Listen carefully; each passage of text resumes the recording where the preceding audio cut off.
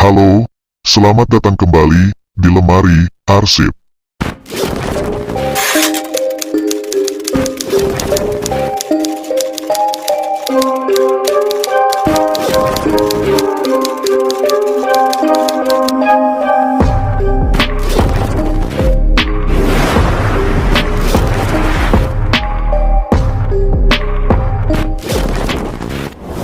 Kali ini, saya akan membahas satu lagi kasus kriminal pembunuhan yang tragis, menyedihkan, mengenaskan, dan di luar nalar yang terjadi di Kabupaten Kutai Kartanegara, Kalimantan Timur, pada tahun 2022 lalu.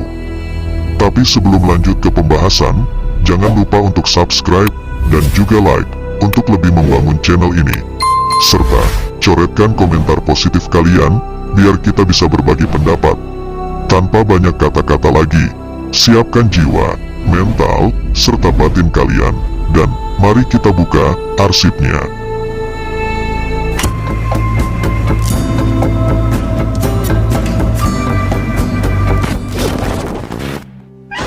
Kasus pembunuhan ini terjadi tepatnya di Kelurahan Amborawang, Kecamatan Samboja, Kabupaten Kutai Kartanegara, Kalimantan Timur. Korbannya, seorang gadis yang masih belia.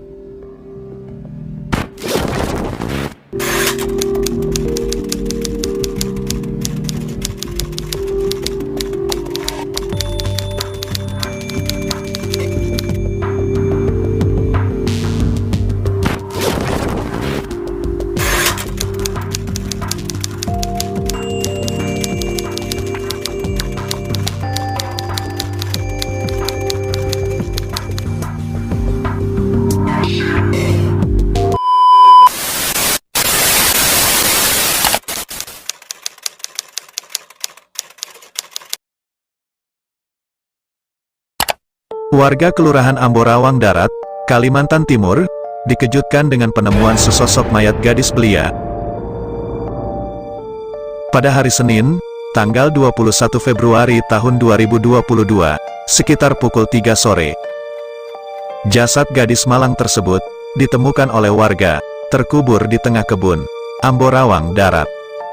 Jasad gadis itu berinisial AM, yang sempat dilaporkan hilang ke Polsek Samboja pada hari Minggu, tanggal 20 Februari tahun 2022, oleh pihak keluarganya. Pihak kepolisian dibantu para warga melakukan pencarian. Ditemukanlah titik lokasi jasad gadis belia itu ditemukan terkubur, dan pihak kepolisian beserta warga langsung melakukan penggalian, karena jasad korban tertutup tanah lumpur, yang bercampur dengan semen yang sudah mengeras, serta dipenuhi genangan air. Setelah jasad korban dikeluarkan dari galian, pihak kepolisian pun langsung mengevakuasi jasad ke rumah sakit, untuk dilakukan autopsi penyebab kematian korban. Dari hasil autopsi, ditemukan luka memar, di bagian lengan kanan korban akibat benda tumpul, serta di bagian belakang kepala, di antara tengkuk dan leher korban, juga ditemukan luka robek sepanjang 5 cm.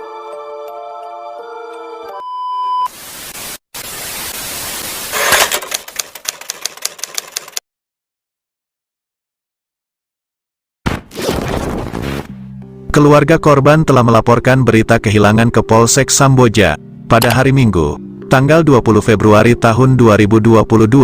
Setelah menerima laporan itu, keesokan harinya, jajaran pihak kepolisian Polsek Samboja beserta warga setempat melakukan pencarian terhadap korban. Di saat pencarian, pelaku juga turut serta berpura-pura mencari korban. Lokasi pencarian tidak jauh dari rumah pelaku. Saat pencarian berlangsung, pihak kepolisian menaruh curiga terhadap pelaku yang juga ikut dalam pencarian, tapi malah ke arah yang berbeda, tanpa pelaku sadari. Ternyata pelaku diikuti oleh polisi yang curiga, dan langsung mendekati pelaku, yang lagi mondar-mandir di atas kubangan tanah bercampur air, yang ternyata tempat korban dikuburkan oleh pelaku. Dari situ polisi melakukan interogasi di tempat kepada pelaku. Karena diberikan pertanyaan yang sangat memojokkan, pelaku pun tak bisa mengelak, dan mengakui semua perbuatannya, lalu menunjukkan lokasi korban dikuburkan.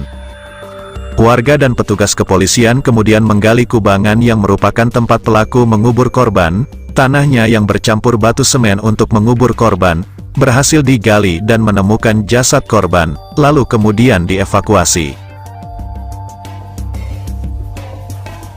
Sementara pelaku tidak bisa menghindari amukan warga yang kesal kepadanya, dan membuat pelaku babak belur, sebelum akhirnya diamankan oleh polisi, lalu dibawa ke Polsek Samboja untuk dilakukan interogasi lanjutan.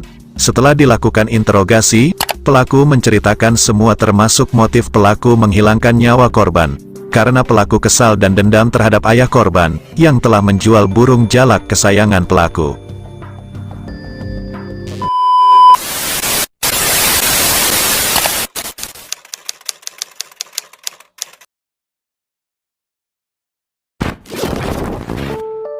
Peristiwa pembunuhan ini terjadi, awalnya saat pelaku memiliki utang uang sebesar Rp120.000 kepada ayah korban.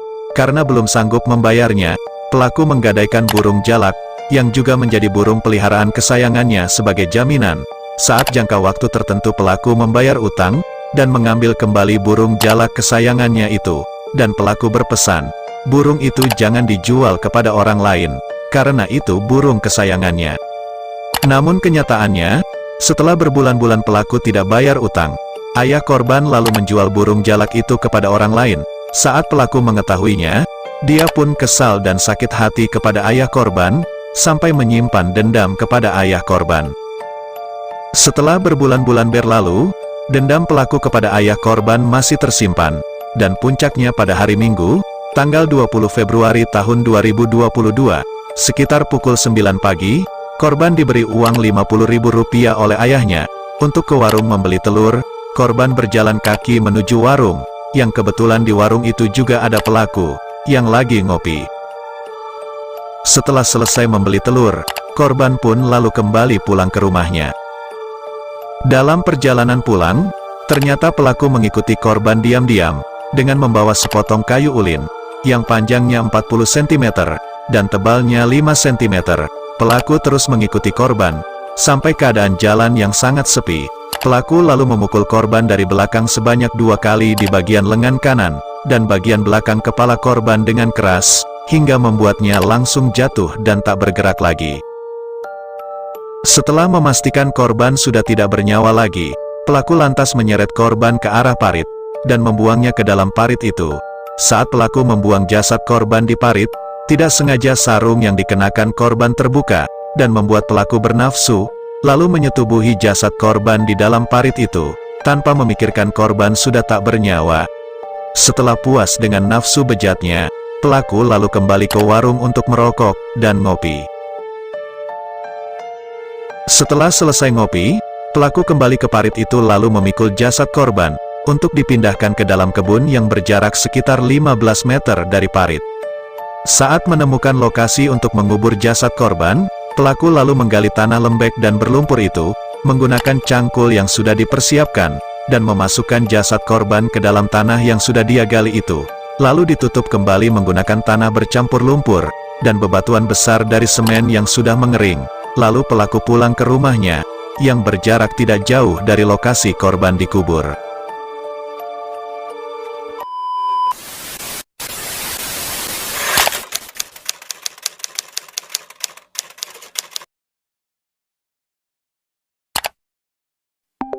Setelah melakukan pemeriksaan dan mengakui semua perbuatannya, pelaku merasa sangat menyesal dan memohon maaf kepada keluarga korban.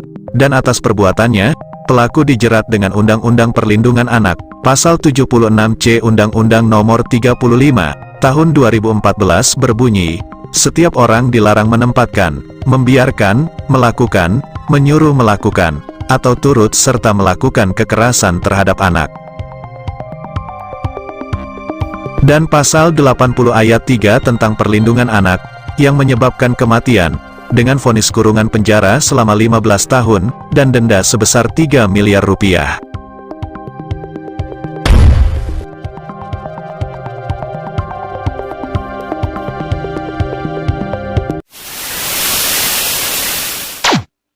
Nah, itulah salah satu arsip yang telah kita bahas kali ini.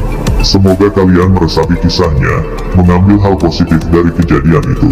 Tetap berhati-hati, tetap waspada, jaga diri kalian, cermat dalam memilih, karena tindak kejahatan tidak mengenal siapa kalian, dan kapan akan terjadi. Terima kasih telah menonton video ini, dan nantikan kisah-kisah nyata di lemari arsip selanjutnya.